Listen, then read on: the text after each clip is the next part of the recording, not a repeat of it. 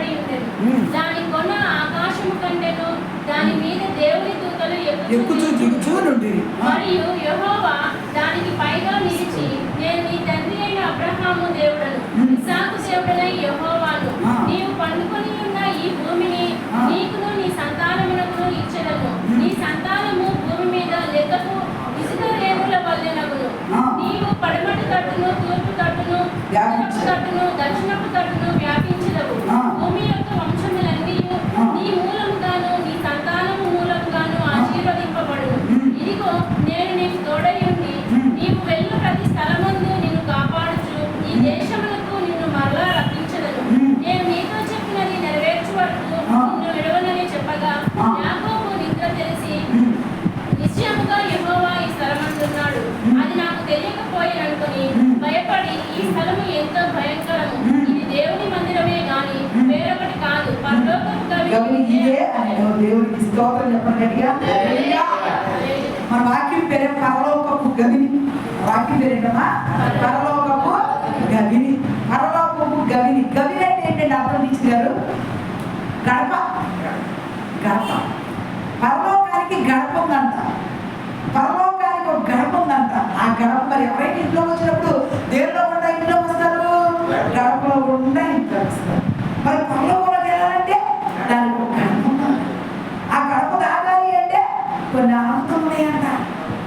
మరి నువ్వు ఇంట్లో మనిషివి కాదు, బయట వ్యక్తివి, అడగకుండా గడప దాటి లోపలికి వచ్చేస్తావా? నువ్వు ఇంట్లో వ్యక్తివైతే అడగక్కర్లా, సంతోషంగా స్వతంత్రంగా ఇంట్లో పరిగెత్తుకుంటూ వచ్చేస్తావు. నువ్వు బయట వ్యక్తివి, ఎవరో ఎర్ర వ్యక్తివి అయితే డోర్ లాక్ చేస్తావు. హలో, ఎవరైనా లోపల నేను సో అని ఇంట్రడ్యూస్ చేస్తాను. నువ్వు సొంత బిడ్డవనుకో, కన్నబిడ్డవనుకో, ఎందుకంటో అలాగే యేసయ్య కూడా పరలోకానికి రానియాలి అంటే నువ్వు రక్షణ పొందుండాలి. ఫస్ట్ దేవుని రక్తంతో కడగబడి ఆయన ముద్రేసుకున్నావంటే నువ్వు ఆయన బిడ్డనే. అప్పుడు నీకు అడగడానికి పర్మిషన్ అవసరం లేదు. నువ్వు సంతోషంగా ఇంట్లోకి వచ్చేయడమే. రక్షణ పొందేవనుకో నేడు రేపు యేసయ్య రాక చాలా సమీపం అంటున్నారు. రావడం సమీపం ఇంకా బాప్తిసం తీసుకోకుండా నేడు రేపు వాయిదాలు అందాం అనుకో, యేసయ్య వచ్చేసాడు అనుకో, నువ్వు ఆయనతో పాటు వెళ్తావా, విడవ పెడతావా? విడవ పడతావు. ఇక్కడ అన్ని కష్టాలే, బాధలే, భార్య భర్త సంబంధాలు ఉన్నాయి, ఒకడు పిల్లలకి తల్లికి సంబంధాలు ఉండవు. నీ జీవితం నీదే. ఎవరి కాళ్ళే రక్షణ అనేది ఎవరికి వాళ్ళే సంపాదించుకోవాలి.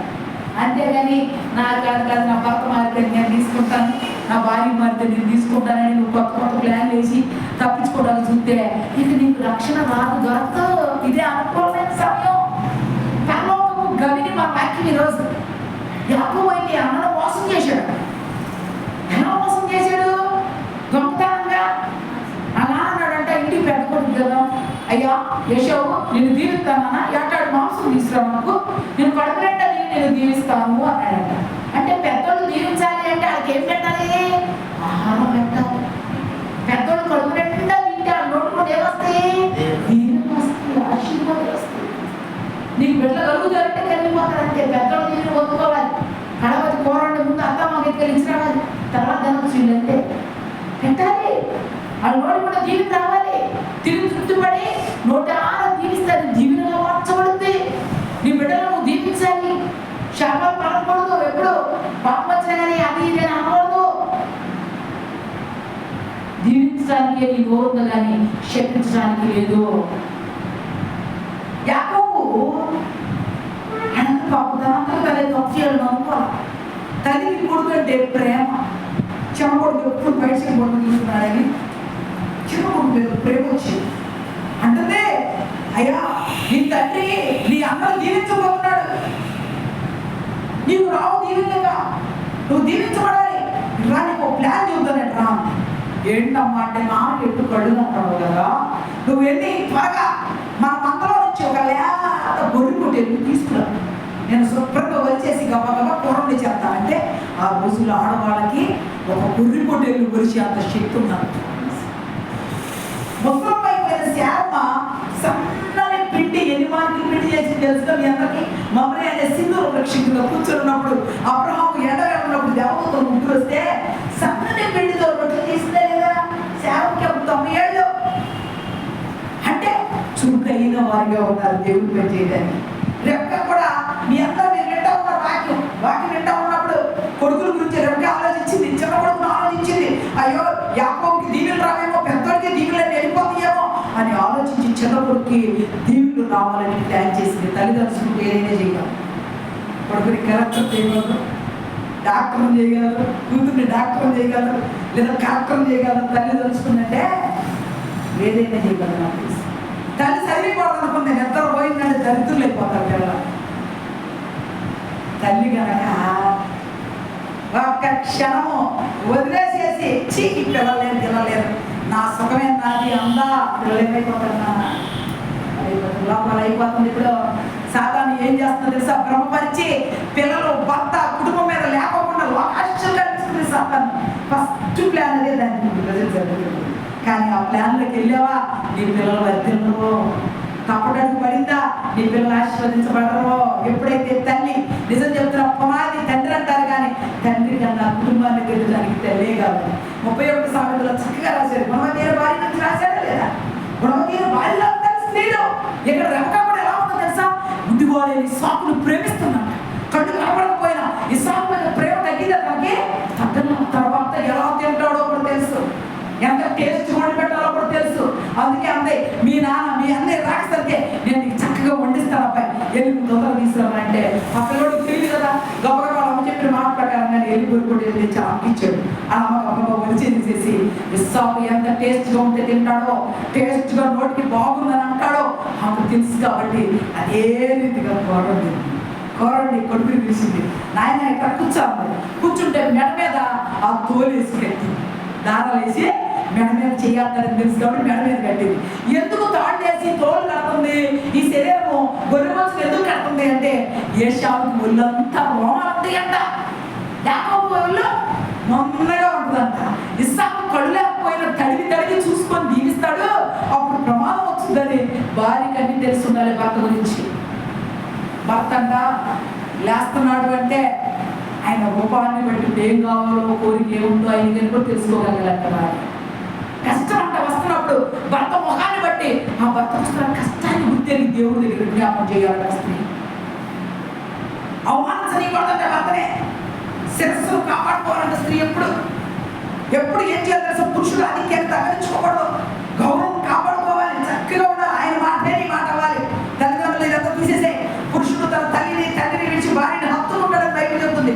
నిన్ను హత్తుకోవాలి, నువ్వు తల్లి అవ్వాలి, చెల్లి అవ్వాలి, అమ్మ అవ్వాలి, తోబుట్టుకోవాలి, అన్ని రూపాల్లోకి మారిపోవాలి. నువ్వు ఇదేంటి బోధకుడు ఇంకోటికి వెళ్తానన్నావా? నువ్వు స్త్రీవే కాదు, వేశ్య అవుతావు.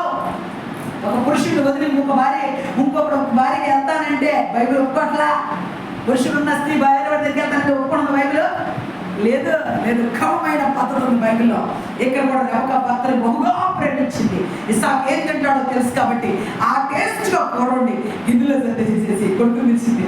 నానా ఎట్లా అని ఆ తోళ్ళు ఒలిసి ఆ చర్మం గొర్రెమొచ్చి చర్మాన్ని అంతా తీసి చక్కగా చేతుల మీద మెడ మీద ఎక్కడైతే ఇస్సాకు ముట్టుకొని ముద్దు పెట్టుకోవడానికి అనుకూలమైన ప్రాంతాలు ఉంటాయో అన్ని చోట్ల చక్కగా దీన్ని వేరు చేసి తాళ్ళతో పెట్టింది.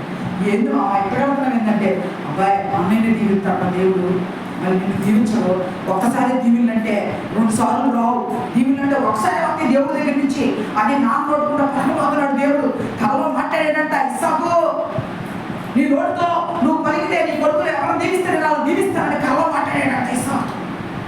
అది దేవుడు మాట్లాడాడంటే అది ఎన్నటడికి మాటే. సుధీర్ కొడుకు నుంచి ఇక్కడ నుంచి పంపుతా తాడిపండి అన్నాడు అనుకో, దాన్ని తిప్పేసి శిక్షణ ఎవరికి దేవుడు కార్యాన్ని జరిగించుగాక. నీ బిడ్డలకి ఉద్యోగాలు ఇస్తానని మాట ఇచ్చాడు దేవుడు ఈనాడు.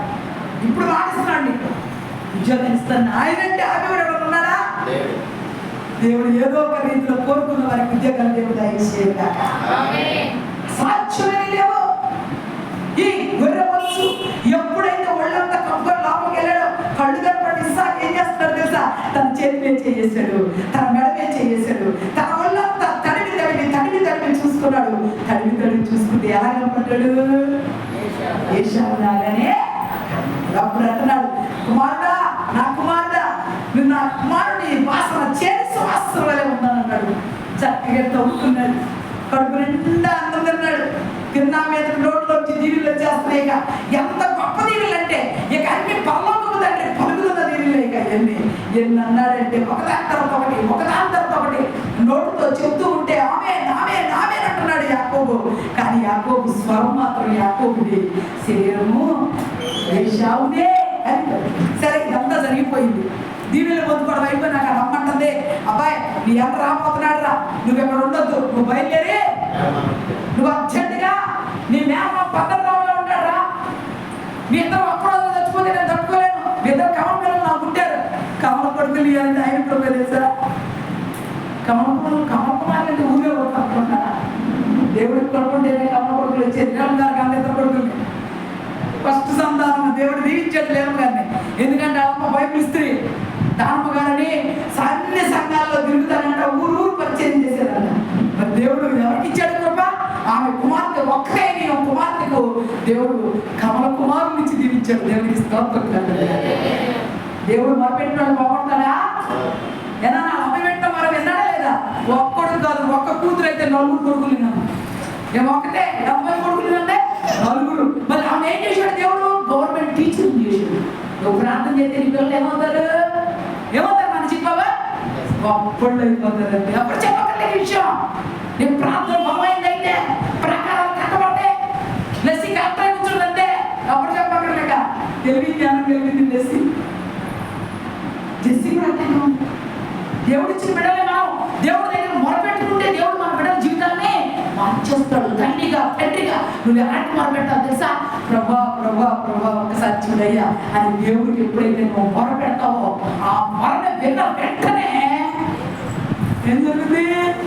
అద్భుతం జరిగిపోతుంది. ఏక సంతాగ్రహిగా నీ బిడ్డలు మారుస్తాడు. అమ్ములైతే నిజం చెప్తున్నాడు, ఉన్నత స్థితిలో కనపడాడు. దేవుడికి స్తోత్రం చెప్పు. డాడీ కనపడాలి, నాకు డాడీ దర్శనం కనపడాలి. అమ్ములు చూపించాడు. నీ ప్రార్థన ఫలించే రోజు దగ్గరికి వచ్చింది. నువ్వు ఆశ్రయించి నిజంగా నువ్వు దేవుడు అడుగుకుంటావంట. దేవుడు గొప్ప కార్యం చేయబోతున్నాడు. అపమోక్షంగా ప్రార్థన ఎవరైతే చేస్తారో వాళ్ళ ప్రార్థన దేవుడు ఏం చేస్తాడు? అంగీకరిస్తాడు. అడుగుడు మీకు ఇవ్వడు అంటున్నాడు. అరగబట్టి ఉన్న కార్యాలు లేవు. యాకోబు దీవులన్నీ పొందుకున్నాడా లేదు నాన్న? మరి నీ బిడ్డ దీవుని పొందుకోవాలంటే తండ్రి వారు పూనుకోవాలా లేదా? ముందు పూనుకోవాలా? ఇక్కడ రెమ్మకమ్మ పూనుకుందా లేదా యాకోబు కోసం? మరి నువ్వు పూనుకోవాలా లేదా? కొడుకు ముందుకు దీవుని రావడం కోసం నువ్వు పూనుకోవాలి. ఈ క్షణం ప్రారంభించాలి. నా కొడుకు దీవించబడాలి, నా కూతురు దీవించబడాలని నీ కోరుకుంటే, లేదా నీ కోరిక గొప్పదిగా పెట్టుకొని ఆడ ప్రార్థన చేయి, ఏం ప్రార్థన చేయమని అంటే కాదమ్మా. ముందు నువ్వు పూనుకోవాలి, మొరపెట్టాలి, కాళ్ళు పట్టుకోవాలి. అయ్యా నువ్వు తప్ప నాకు ఎవరు లేరు. నా కొడుకు పెళ్లి చేయ భర్తలేదు దాన్ని. నా కొడుకు పెళ్లి చేయబట్టి చేసే దేవుడు ఆయనే. దిక్కు లేని వారికి ఆయనే దిక్కు. తండ్రి లేని వారి పక్షాన దేవుడు యుద్ధం చేస్తాడు. యాకోబు కోసం తల్లి త్యాగంతో ఉండేంత ధైర్యం. కొడుకుని దీవించుకోవాలని నేను కోరుకోండి. నువ్వు కోరుకో. ఇప్పుడు నీ కొడుకు కూతురు గొప్పవాలని నువ్వు కోరుకో. నేను కోరుకున్నాను నా కూతురు గురించి రోజు మొదలు పెట్టుకుంటున్నా. ఆహారం ఎందుకు తెప్పించుకున్నాను? నా కూతురు గొప్పదవ్వాలనేనా? వాళ్ళ డాడీ గవర్నమెంట్ చెప్పాలి, నా కూతురు కూడా గవర్నమెంట్ చెప్పాలి. నా కోరిక ఉండదా? నా బిడ్డ కోసం ప్రార్థన చేసుకోవద్దా? నా తండ్రి ఒక వ్యవసాయదారుడు అయ్యుండి, ఒక చిన్న ట్రాక్టర్ ఉండేదంటే మాకు 2 ఎద్దులు పడి ఉంది. ఆయన కష్టపడి మమ్మల్ని చదివించి నన్ను ఒక టీచర్ని చేశాడు. నా తమ్ముళ్ళు ఇద్దరు, ఒక ఇంజనీర్, ఒక డాక్టర్ని చేశాడు. డాక్టర్ని పెళ్లి చేశాడు. ఇంజనీర్కి ఒక లెక్చరర్ చేశాడు. నన్ను ఒక టీచర్ని ఇచ్చాడు. పొద్దుగా గవర్నమెంట్ టీచర్. మా నాన్న మోటాడే ఎంత కోరుకున్నాడు చూసారా? కష్టపడ్డాడండి మా కోసం. ఇప్పుడు మీతో చెప్తున్నా, ఎవరైతే బిడ్డల గురించి స్ట్రాంగ్ గా బిలీవ్ చేస్తూ నమ్ముతూ దేవుడిని అడుగుతారో దేవుడు దీవిస్తాడా? దీవించడా? మరి దీవించమని అడగాలా లేదా? అడగాలి. ఇక్కడ కూడా యాకోబు విషయమై దేవుడు ఎంతగా నిజం చెప్తున్నానంటే గొప్ప ప్లాన్ యాకోబు పట్ల ఉంది. కడుపులో ఉండగానే మడమను పట్టుకొని లాగాడంట. అన్నయ్య మడమని పట్టుకోండి, ముందే అక్కడ నేనే అన్నాడు ముందు అన్నాడు కదా. అందుకే మంత్రస్థానం ఏమని పేరు పెట్టింది యాకోబుకి? యాకోబు అనే పేరు పెట్టింది. యాకోబు అంటే ఏంటి అర్థం? మోసగాడు. ఇడు మోసం చేసి అన్నయ్య వెనక లాగేసేసి ముందు రావాలని చూశాడు. అందుకే ఇటు యాకోబు అని పేరు పెడతానని పెట్టిందని. ఆ పేరే కన్ఫర్మ్ అయిపోయింది. ఇడు మోసగాడు అని పిలుపుతారు జనం అంతా. మన ఊళ్ళో కూడా కొంతమంది పెంటి అని పేర్లు ఉంటాయి. ఏమన్నా కొండ అనే పేర్లు ఉంటాయి. బంగారు కొండ అంటారు. ఒక్కొక్కరు బంగారం అని పిలుస్తారు. ఎందుకు ఈ పేర్లు ఉంటాయి అంటే ముద్దుగా పుట్టినప్పుడు పెట్టిన పేర్లు కన్ఫర్మ్ అయిపోతుంది. ఎందుకు చెప్తున్నానంటే ఆ అట్లాగే యాకోబు పేరు కూడా మోసగాడు. మోసగాడిని ఆశీర్వాదకరమైన వాడిగా మారుస్తుంది ఎవరంటే తల్లి తలపెట్టుకుంది. నిజంగా మంచి కూరని భర్త దగ్గర పంపింది, భర్త తింటమే నోటారా దీవించేసేసాడు. దీవులు అయిపోయినాక పెద్ద కొడుకు వస్తున్నాడు, వేటాడి మాంసం తీసుకొని. వేటాడి మాంసంతో వస్తా ఉంటే దారిలో ఎదురు కొట్టుకొని చచ్చిపోతారు ఎవరని తల్లి నా కుమారుడా ఇదిగో కర్ర తీసుకోరా, నువ్వు ఈ కర్ర తీసుకొని యోర్దాను దాటి పద్దనరాలో నీ మేనమా ఉంటాడు లాభాన్ని అంటే ఇద్దరు కూతురు ఉన్నారని నేను విన్నా. నువ్వు అక్కడికి వెళ్ళి వాళ్ళలో ఒకదాన్ని వివాహం చేసుకొని నువ్వు అక్కడే ఉండరా అని చెప్పి ఆ మాట నచ్చింది యాకోబు. నిజమైన మన ఎత్తులను చంపేస్తాడు, అందులో వినుకోడు. ఏషావు అంటే క్రూరుడు, చంపేనే జంతువునే చంపేయగలిగిన మనిషిని చంపడం ఎంతసేపు చంపేస్తాడు. వైభవం చేసేసి గబగబ చేతికర తీసుకొని యోర్దాను దాటి యాకోబు మోసగాడై తండ్రి ఇంటిని విడచెను, యాకోబు ఇశ్రాయేలై తండ్రి ఇంటికి చేరెను. యాకోబు మోసగాడై తండ్రి ఇంటిని విడచెను, యాకోబు ఇశ్రాయేలై తండ్రి ఇంటికి చేరెను. యాకోబుకు చాలిన దేవుడు నీవేనయ్యా యేసయ్యా, నా యేసయ్యా, యేసయ్యా, నా యేసయ్యా, యేసయ్యా, నా యేసయ్యా. అబ్రహాము దేవుడవు, ఇస్సాకు దేవుడవు, యాకోబు దేవుడవు, నాకు చాలిన దేవుడవు యేసయ్యా, నా యేసయ్యా, యేసయ్యా, నా యేసయ్యా. హల్లెలూయా. మోసగాడైపోయాడు యాకోబు. మరి భయమేసిందా? భయమేదా? ఆ రోజుల్లో బస్సులు ఉన్నాయా, బోర్డులు ఉన్నాయా, ట్రైన్లు ఉన్నాయా, ఫ్లైట్స్ ఉన్నాయా? ఎక్కడికి వెళ్ళినా ఎలా వెళ్ళాలి? గాలి నడకే. అరణ్యంలో పడి నడుచుకుంటా వెళ్తున్నాడు. ఒక చోటకి వెళ్ళినాక చీకటి పడిపోయి మేమ ఇంటికి చేరలే. ఇంకప్పటికి ఇప్పుడు మనం చదువుకున్న వాక్యం ఆదికాండం 28వ అధ్యాయంలో చదివాం కదా.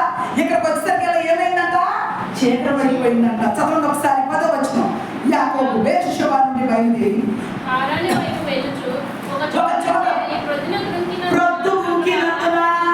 అక్కడ రాత్రి నిలిచిపోయి, జాగ్రత్త అండర్లైన్ చేసుకోండి, ప్రొద్దు గుంకి నందున అక్కడ రాత్రి నిలిచిపోయి ఆ చోటి రాళ్ళలో ఒకటి తీసుకొని తనకు తలగడగా చేసుకొని అక్కడ పండుకొనేమో. అప్పుడు అతడు ఒక కళ, మీ కళ గుర్తుంటే చాలా కళ కంటే దేవుడి నుంచి దర్శనం రావాలి. నువ్వు నిజమైన ప్రార్థన పరురాలు అయితే నువ్వు ప్రార్థన చేసి పడుకుంటే దేవుడు నీతో మాట్లాడాలండి. నువ్వు నిజంగా దైవభక్తి కలిగిన వాడు అయితే దేవుడిని అడిగిన వెంటనే దేవుడు నీ కళ్ళలో మాట్లాడాలి. కళ్ళలో మాట్లాడలేదంటే నీ ప్రార్థన సరిలేదని అర్థం. నీ ప్రార్థన దేవుడి దగ్గరికి అవ్వలేదని అర్థం. నువ్వు ప్రార్థన చేసేవంటే దేవుడు మాట్లాడదంటే కళ్ళ తలుపు తీసాడు, ఇదిగో కుమారు తలుపు తీసింది, పెట్టెగిరిపోయింది. దేవుని ఆత్మ కలిగిన వాడు కాబట్టి దేవుడు నీకు బయటపరిచాడు. దేవునికి స్తోత్రం కలుగుతుంది.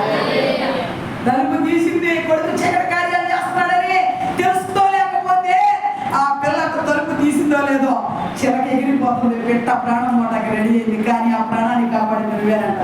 దేవునికి స్తోత్రం. దేవుడి దగ్గర ఉంటాయా లేవా? బయలుపరుస్తాడా లేదా? కళ్ళు వస్తాయా లేవా? కళ్ళు వచ్చినప్పుడు కళ్ళు ఇప్పుడు కళ్ళు వచ్చిందని ఎదురికి పడుకోవడం కాదు. చెట్టు కళ్ళు వచ్చినప్పుడు ఏం చేయాలి తెలుసా? లేచి మోకాళ్ళు వేసి నీకు వచ్చిన కళ్ళని జరిగించొద్దని దేవునికి మొరపెట్టాలి. చాలా మంది మొరపెట్టుకోకుండా కడుపులో పెట్టుకొని దిగులు పడతా, వ్యాధులు పడతా, నాకు ఎట్లాంటి కాలం వచ్చింది, ఎట్లాంటి కాలం వచ్చింది పాస్టర్లకు ఆలకెళ్ళి చెప్తే ప్రయోజనం ఏంటి? నువ్వు ఎవరిని అడగాలి? ముందు దేవుడిని అడగాలి. మోకాళ్ళు వేసి అయ్యా అయ్యగారు మోకాలు అయిపోయి ఊరుకోండి. నిజంగా మోకాలు అయ్యారు, మోకాలు అయిపోయి దేవుడు తినడం మరా ఏసై ఉత్తరా అంట రేపు వంగని మోకాలు అంతా వంగిపోతుందంట, ఆడిపోతాయి అంట మోకాలు. అమ్మో నాకు మోకాలు నొప్పులు అన్నోళ్ళు కూడా ఏసైని చూడటం ఎక్కడెక్కడ వణికిపోతాం మోకాలు వేసేస్తారంట. ఇప్పుడు మీతో చెబుతున్నా, వంగన మోకాలు కూడా వచ్చి చెటకలు వస్తే ప్రార్థన చేయడం నేర్చుకోండి. ఇక్కడ ఏమన్నాడు తెలుసా? తలగడ పెట్టుకొని పడుకుంటూ ఒక కళ వచ్చింది ఆయనకి. ఏమైనా కళ వచ్చిందో చూడండి. అందులో ఒక నిచ్చెన భూమి మీద నిలువబడి ఉండేను, దాని కొన ఆకాశం అంటేను. ఒక కొన ఎక్కడ ఉందంట? ఒక్కరు ఎక్కడ ఉందంట? ఈ నిచ్చెన అంటే ఎవరో తెలుసా? యేసుక్రీస్తు గారు. నీకు తండ్రి దేవుడికి మధ్య వారది. యేసయ్య నువ్వు చేసే ప్రార్థన అంతా విని, తండ్రి నా కుమారుడు ఏడుస్తున్నాడు, నా కుమారుడు కార్యం చేసి పెట్టు తండ్రి అని తండ్రికి మొరపెడతాడు, మూలుగులు విడుస్తాడు. యేసయ్య మధ్యలో ఉంటే నీకు నిచ్చెన కావాలి, ఇంట్లో నిచ్చెన వేయబడాలి. చాలా మంది ప్రార్థన చేస్తున్నప్పుడు ఏముండదు అనుకుంటారు, మీకు కంటికి కనపడవు. కళ్ళు మూసి నువ్వు ప్రార్థన చేస్తున్నావు అంటే ఆకాశం నుంచి ఒక నిచ్చెన నీ ముందుకు వేయబడుతుంది. సునీరేనంటే, నువ్వేనంతే, లేకపోయినంతే, ఒక చిట్టుబాబు నేను ఎవరు ప్రార్థన చేసినా ఖచ్చితంగా నిచ్చెన వేయబడుతుంది. నేను 3 గంటలు వేస్తా, అలా 3:20 లేవాల్సిందే, లేదా 3:40, ఈరోజు 3:40 వేసాను. ఒక్కొక్క టైం ఒక్కొక్కసారి దేవుడు ఖచ్చితంగా 4 గంటల్లో ప్రార్థన చేయమంటాడు. మోకాళ్ళ ప్రార్థన ఎంత విలువైందో తెలుసా? 3 గంటల ప్రార్థన. ఆనాడు 3 గంటలకి శృంగారం అనే దేవాలయం దగ్గరికి వెళ్తే పేతురు యోహాను ఎక్కి అంత గుంటోడు మోసుకొచ్చారు, అక్కడ పెట్టారు. వాళ్ళు అడిగారు, వాళ్ళు డబ్బులు అడుగుతున్నాడు. గుంటోడు ఏమన్నారు వాళ్ళు? వెండి బంగారాలు మా దగ్గర లేవు, కానీ నజరేయుడైన యేసు నామములో లేచి నడవమంటే నడిచాడు వాడు. అంటే 3 గంటలకు చేసే ప్రార్థన శక్తివంతమైన ప్రార్థన. తెల్లగంట 3 గంటలకి కొన్నేళ్ళు కూడా తెల్లగంట చేస్తాడంట, మధ్యాహ్నం 3 గంటలకి చేస్తాడంట. ఆ టైంలో కొన్నేళ్ళు ఎవరు వచ్చారు? దేవుడి దూత దిగొచ్చిందే.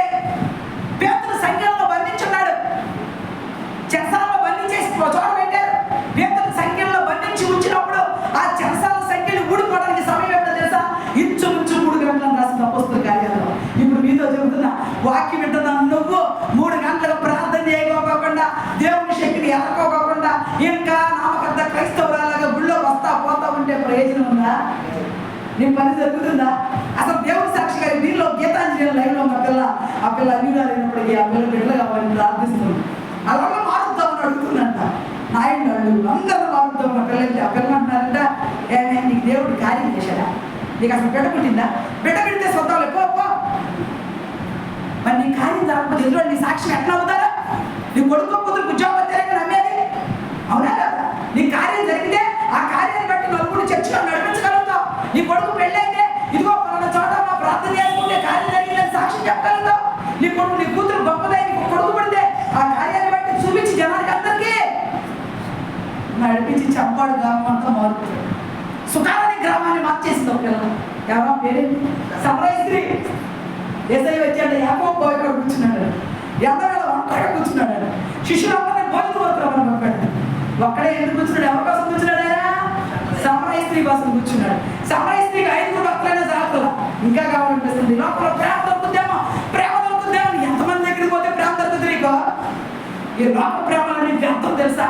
భార్య భర్త ప్రేమ కొంతకాలమే, అది ఏం చేస్తుంది తెలుసా? పువ్వులాగా వికసించి కొంతకాలమైన 3 పారిపోతాడు భార్య భర్త. కన్నబిడ్డ ప్రేమ కల్లా కరిగిపోయిందంట. తల్లిదండ్రుల ప్రేమ కొంతకాలమే. ఏ ప్రేమ శాశ్వతమైంది? యేసయ్య ప్రేమ శాశ్వతమైంది.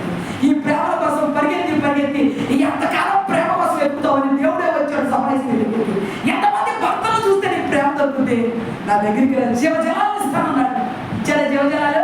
ఇస్తే ఆ జీవజలాలు తాగింది. ఈ చేతులు ఉన్న పాపాలు కూడా పగలబట్టి బయలుదేరి సుఖాలని గ్రామంలోకి వెళ్ళి అందే, అరే నా పాపాల పుట్టంతా ఇప్పుడు అక్కడ ఉన్నాడు, రండిరా. అరే మీ పాపాలు కూడా చెబుతాడు, రండి. మీ గుట్టుకొని చెబుతాడు, రండి అని తీసుకొస్తే అందరి గుట్లు విని ఊరంతా మారిపోయినా లేదా? మారిపోయి యేసయ్యని ఆహ్వానించుకొని 2 రోజులు ఊళ్ళో ఉంచుకున్నారు లేదా? ఇంటికి ఇలా చెప్పండి. అక్కడ సుఖాలని గ్రామం గురించి ఉంది, సమరయ స్త్రీ గురించి ఉంది. వాక్యం వింటున్నా మీరు నిత్య అనుభవం కలిగి ఉండాలి. యాకోబు కలగన్నాడు ఒక నిచ్చెన ఆకాశానికి భూమికి అంటే నిచ్చినేశాడు. ఏసినాక ఏం జరిగిందో చూడండి, చదవండి 11వ వచనం. మరి యెహోవా దానికి పైగా నిలిచి, నేను నీ తండ్రి అయిన అబ్రహాము దేవుడను, ఇస్సాకు దేవుడైన యెహోవాను, నీవు పట్టుకొని ఉన్న ఈ భూమిని నీకును నీ సంతానములకును. దేవుడికి స్తోత్రం చెప్పండి. దేవుడే పరిచయం చేసుకుంటున్నాడు. నాతో ఒక దేవుడి స్వామిగా నేను నాతో మాట్లాడేటప్పుడు నాతో పలకరిస్తున్నప్పుడు దేవుడు, అమ్మా అని చెప్పాను, నీ పేరేంటో చెప్పని బ్రతిన్నాను. నాకు పేరు చెప్పడం ఇష్టం లేదు. చాలాసేపు ఆగిపోయాను. ఆయన అంటాడు, పేరు చెప్పు, త్వరగా చెప్పు అంటున్నాడు. చెప్పేసారు పేరు. నేనే రాణి అని చెప్పాను. మా ఇంటి పేరు తోడేటి. నీ పేరు అస్సలు పేరు చెప్పాను అడిగాడు. మళ్ళీ అయితే సరే కూచిపూడి రాసుకోండి అన్నా.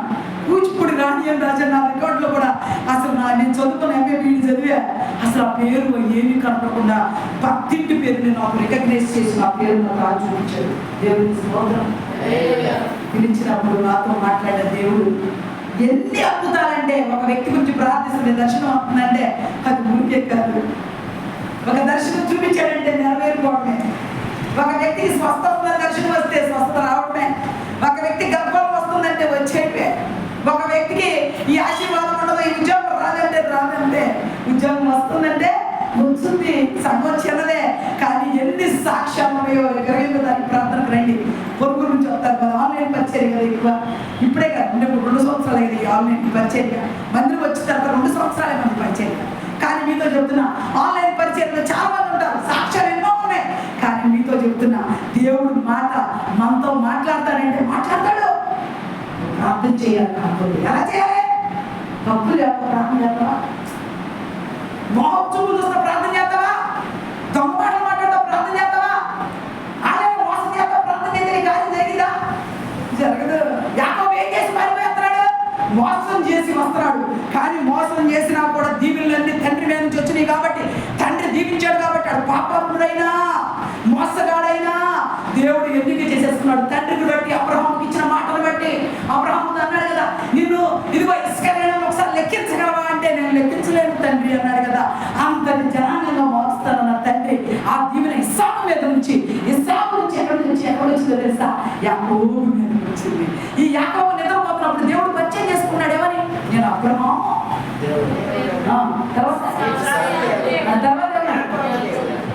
3 పేర్లు లాగానే పెట్టుకున్నాడు. యాకోబు పేరును పెట్టలేదు కానీ అబ్రహాము దేవుడు, ఇస్సాకు దేవుడైన యెహోవాను నువ్వు పడుకొని ఉన్న ఈ స్థలము నీకు నీ సంతానానికి నిత్యముగా ఇచ్చేదను. ఈ భూమిని నీకు సంతానానికి ఇస్తానని వాగ్దానం చేసి, నీ సంతానాన్ని ఇసుక రేణువులే చేస్తున్నాను. చదువు తర్వాత వచ్చింది 14.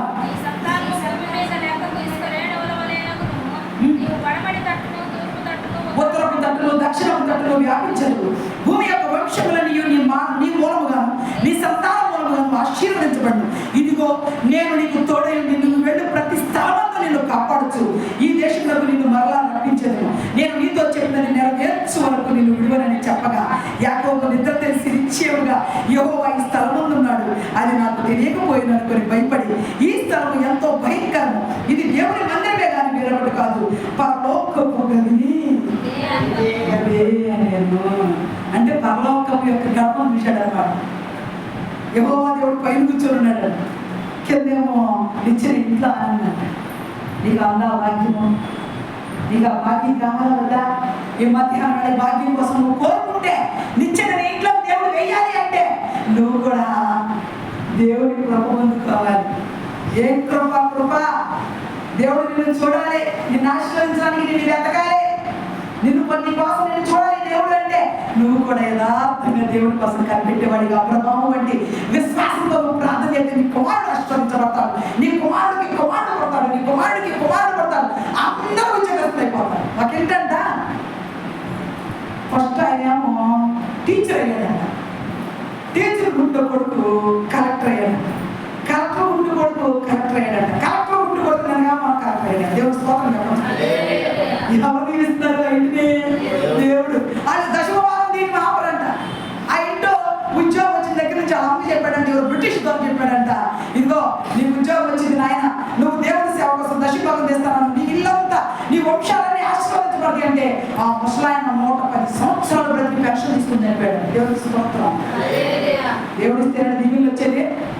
కార్యం రావాలంటే దశభాగం తీయాల్సిందే. నీ ఇల్లంతా ఆశీర్వదించబడాలి అంటే నీకు 1000 రూపాయలు అయితే 100 రూపాయలు నీ కాదు. ఎవరికండి? డబ్బుల గురించి చెప్తారు ప్రసంగాలు, డబ్బులు ఎంతో నేర్చుకున్నారు పాస్టర్లు అన్నమాట. మీకు ఎందుకయ్యా? మీ సొమ్ము దేవుడు సొమ్ము తినడానికి పాస్టర్ గారు లేక దేవుడు అడుగుకుంటాడు. మీకు ఎందుకు? మీరు ఇచ్చే కదా దేవుడికి ఇల్లు ఎక్కడచ్చా? ఎవరి సొమ్ము? దశభాగం దేవుడిది. నువ్వు సజీవంగా ఉంటే, దేవుడు లెక్క బతుకుతున్నావు అంటే దేవుడి కృప వలని గుర్తుపెట్టుకో. నీతి న్యాయం జరిగించాలని యెహోవా దీర్ఘాయువు ఇచ్చి నీకు డ్యూటీ చేయడానికి శక్తినిచ్చి బలాన్ని ఇచ్చి నీకు నెల పంటనెత్తంటే దేవుడికి దీనికి అమ్మో ఇన్ని డబ్బులు అంటావా? ఈ దీవి నాయకు జాగ్రత్త. ఏమంటారా రాని మొన్న లేకపోయినా కలిమిలో లేవులో దేవుడు తీసి పక్కన పెట్టి ఇల్లు ఆశీర్వదించబడుతుంది. మళ్ళీ అడగండి దేవుడిని అడగండి. అక్కడే అన్నాడు మనకి 3:10 అంటాడు, నువ్వు ఇచ్చి నన్ను శోధించు,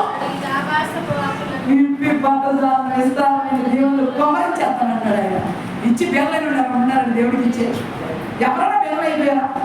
అడుగుతున్నారు ఎవరన్నా? అమ్మో దేవుడికి చెడిపోయారు మన వాళ్ళు ఉన్నారా? విత్తనాలు పొలం మీద వేసి నాశనం అయిపోతారు. పంట వచ్చిందా? పంట వచ్చిందే.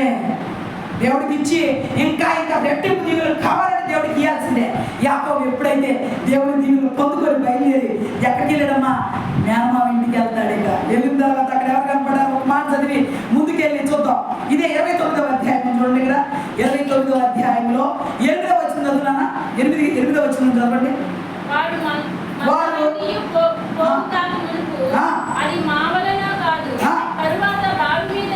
రాయి పొర్లించు, అప్పుడే మేము గొర్రెలకు నీళ్ళు పెట్టుదామని ఇంకా మాట్లాడుచుండగా రాహేలు తన తండ్రి గొర్రెల మందలను తోలుకొని వచ్చాడు. ఆమె వాటిని లాబాను కుమార్తెను రాహేలు లాబాను గొర్రెలను చూచినప్పుడు అతని దగ్గరకు వెళ్ళి బావి మీద నుండి రాత్రి పొర్లించి తన తల్లి సహోదరుడు లాబాను గొర్రెలకు నీళ్లు పెట్టాడు. యాకోబు రాహేలును ముద్దు పెట్టుకొని ఎలుగెత్తి చాలమ్మా. యాకోబుకి అర్థమైపోయింది నా మేనమామ కూతురని. కడుపు అంతా దిగులు ఉంది. ఆ దిగులు పోయి ఏం చేస్తాడు? రాహేలును హత్తుకొని ఏడ్చి సంతోషపడతాడు. తర్వాత చదవండి. మరియు యాకోబు తన తండ్రి బంధువుడని రెబెకా కుమారుడని రాహేలుతో చెప్పినప్పుడు ఆమె పరిగెత్తుకొని పోయి తన తండ్రితో లాబాను తన సహోదరుని కుమారుడైన యాకోబు సమాచారం విన్నప్పుడు అతన్ని ఎదుర్కొన్నప్పుడు పరిగెత్తుకొని వచ్చి అతన్ని కౌగిలించి ముద్దు పెట్టుకొని తన ఇంటికి తోడుకొని పోయాను. అతను ఈ సంగతులు నీవు లాబానుతో. ఇప్పుడు అర్థమైందా? లాబాను ఎవరమ్మా? యాకోబుకి ఏమవుతాడు? మేనమామ. లాబాను చెల్లెలు ఎవరు? రెబెకా. లాబాను తండ్రి ఎవరు?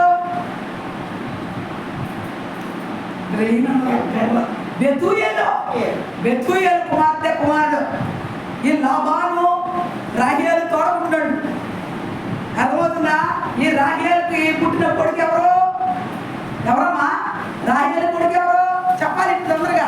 రాహేలు కొడుకు పుట్టాడుగా. మళ్ళీ తర్వాత ఎవరా కొడుకు? యోసేపు. యోసేపు బెన్యామీను చెప్పేయాలంతే. వరుస అడగటం అప్పుడు. ఇప్పుడు మీతో చెప్తున్నా. యాకోబు అక్కడికి వెళ్ళి రాహేలు ముద్దు పెట్టుకున్నాడు. మేనమామను పరిచయం చేసుకున్నాడు. మేనమామ అన్నాడు మామ. తర్వాత 17వ వచనంలోనే లేయా జబ్బు కలగలది, రాహేలు రూపవతి సుందరనై ఉండెను. యాకోబు రాహేలును ప్రేమించి నీ చిన్న కుమార్తె రాహేలు కోసం నీకు 7 సంవత్సరంలో చదవండి. అందుకు లాబాను ఆమెను అన్యునికి ఇచ్చుట కంటే నీకు ఇచ్చుట మేలు, నా యొద్ద ఉండుమని చెప్పగా యాకోబు రాహేలు కోసము 7 సంవత్సరములు కొలువు చేసెను. అయినను అతడు ఆమెను ప్రేమించుట వలన అవి అతనికి కొద్ది దినములుగా తోచెను.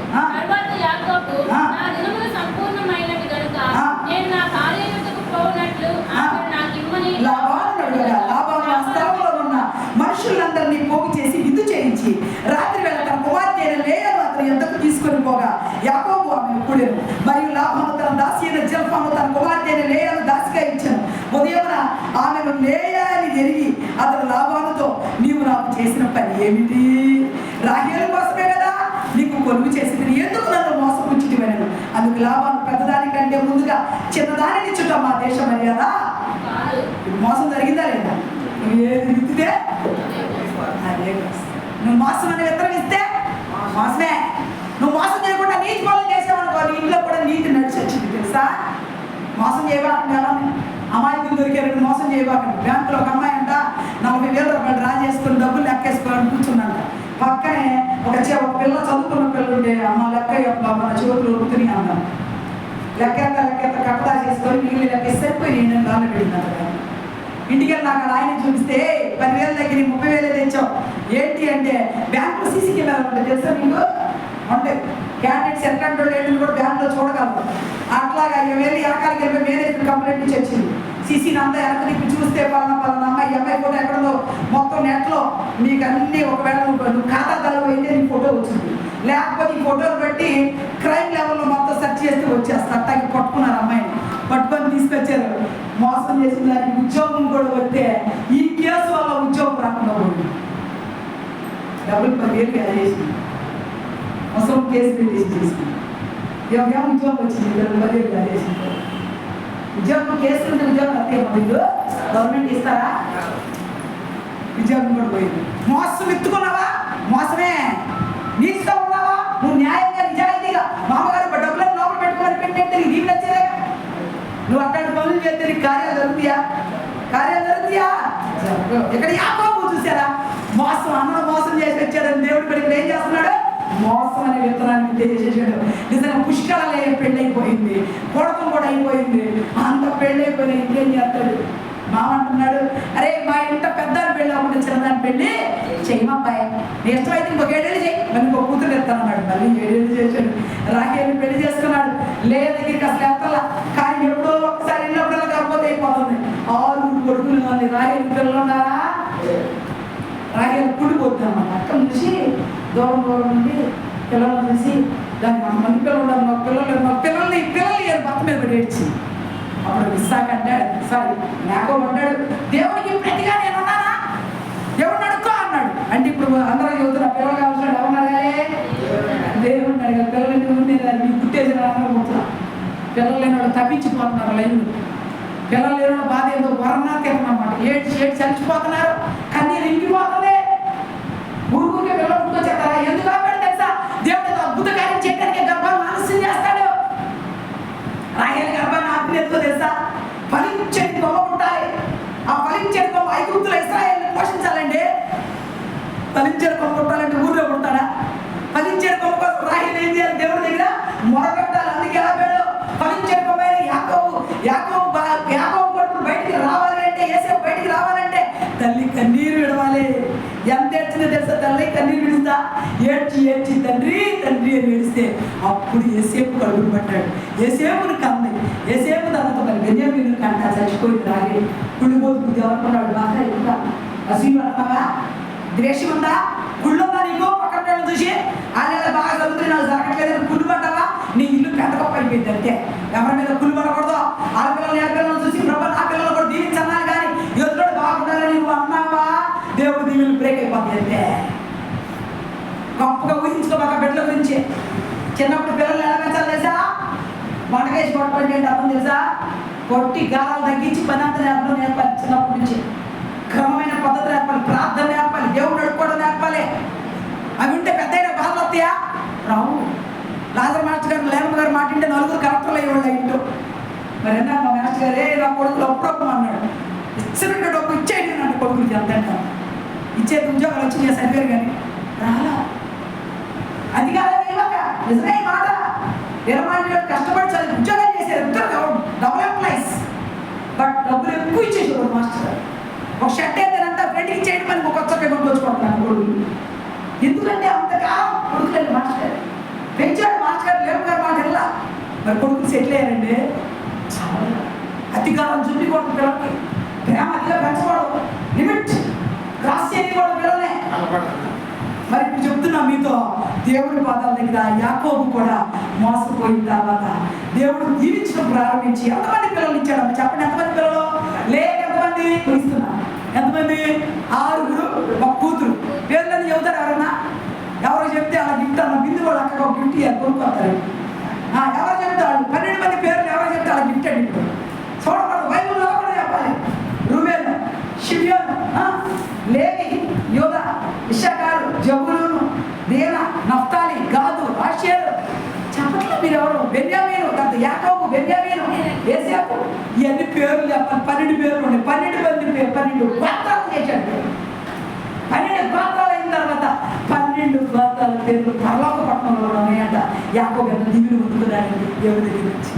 మరి నువ్వు పిల్లల కోసం మొదలుపెడతావా? ఇవాళ నుంచి యాకోబు గొప్పగా ఉండడానికి కారణం ఎవరు? తల్లి ప్రయత్నం, తండ్రి ప్రయత్నం కూడా ఉండాలి. నీ ప్రయత్నం కూడా, తండ్రి దీవించబట్టే కదా దీవులు వచ్చినాయి. నీ పిల్లల కోసం కూడా ఏం చేయాలి? ఈరోజు ప్రార్థన చేయాలి. ముగిస్తున్నా. నీ పిల్లలు ఆశీర్వాదకరంగా ఉండాలంటే, నీటి వారు నడపడం, మళ్ళీ వాళ్ళు మొక్కలా ఉండాలంటే ఒకసారి 128 కీర్తన, 128 కీర్తన ముగించేస్తాను. టైం చెప్పాలి. 128 కీర్తన మొదటి చదవండి. యెహోవా యందు భయభక్తులు కలిగి దాన్ని నువ్వు నిశ్చయముగా నీ చేతుల కష్టార్జితములను అనుభవించవు. ఈ లోపల నీ భార్య ఫలించు ద్రాక్షావళి నుండెను. నీ భోజనపు బల్ల చుట్టూ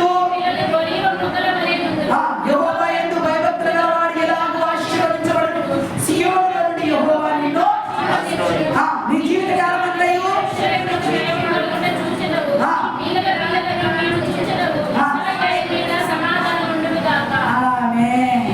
పిల్లల చెప్తాడు. నీ పిల్లలు ఒలీవ మొక్కల వలె ఉండాలంటే నువ్వు ఎవరి యందు భయభక్తులు కలిగి ఉండాలి. మొదటి వచనంలో ఏమనుంది? యెహోవాకు భయభక్తులు కలిగి ఆయన త్రోవల యందు నడుచువాడు. ఎవరి త్రోవలో నడవాలి? దేవుడి త్రోవలో నడవండి. దేవుడి త్రోవలో నడితే నీకు కొదువులేమి ఉండవు. దేవుడి త్రోవ నడవబాక, ప్రార్థన జీవితం మొదలబాక, పాపంలో గెలబాక, పవిత్రంగా ఉండు. దేవుడు దీవించకపోతే ప్రశ్నించు దేవుడిని. అయ్యా మీలోనే ఉంటే నాకు ఆశీర్వాదం ఏంటయ్యా, నా కొడుకుని పెట్టాయా, నా ఉద్యోగులు పెట్టాయా, నన్ను ఆశీర్వదించి పెట్టాయా అడగాల లేదా? ఒక అమ్మాయి అంట దేవుడికి ప్రార్థన చేయడం, ఉద్యోగాలకు పోస్టులకు అప్లై చేసుకోవడం, దేవుడికి ప్రార్థన చేయడం, ఉద్యోగాలకు అప్లై చేసుకోవడం. మొన్న ఐపీఎస్ అయింది అక్కడ. దేవుడికి ప్రార్థన చేయాలని చిన్న చిన్న రావట్లేదంట. చిన్న చిన్న ఎందుకు రావట్లేదు ఇప్పుడు అర్థమైంది. అక్కడ సాక్ష్యం చెప్తుంది. బైబిల్లో మాట ఎత్తి మరీ చెబుతుంది. దేవుడు నాకు శ్రేష్టమైన దాన్ని ఇవ్వటం కోసం చిన్న చిన్న పోస్టులు ఎన్ని రాసినా రాలేదు. నాకు ఎప్పుడు వచ్చిందంటే ఈ ఐపీఎస్ అయిన తర్వాత ఎందుకు ఇంత ఉన్నతమైన దేవుడు నాకు ఇచ్చాడు ఇది అర్థమైందా? ప్రార్థన చేస్తే అర్థమవుతాయా? ఆలస్యం అయితే ఇవ్వట్లేదు అనుకున్నావు అనుకో, ఆలస్యమైన దేవుడు అద్భుతాలు చేస్తాడు. నమ్మని కోరుకుంటూ నా కొద్ది మాటలు ముగిస్తున్నాను. దేవుని కొద్ది మాటలు తన వెలుగులో దీవించి ఆశీర్వదించుగాక. ఆమేన్. కాను స్వీకరిద్దాం. కనుక కళావతి నుంచి పడతామా? కళావతి పడతా ఉండగా కాను సేకరణ.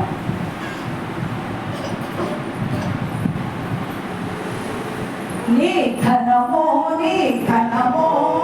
ప్రభు యేసునే, నీ దశమా భాగము నీయ వెనుదీతువా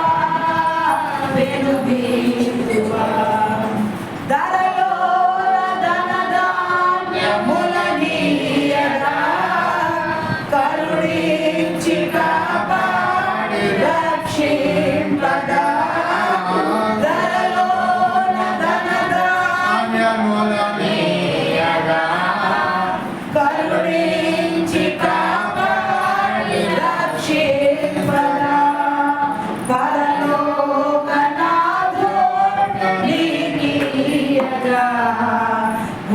Yeah.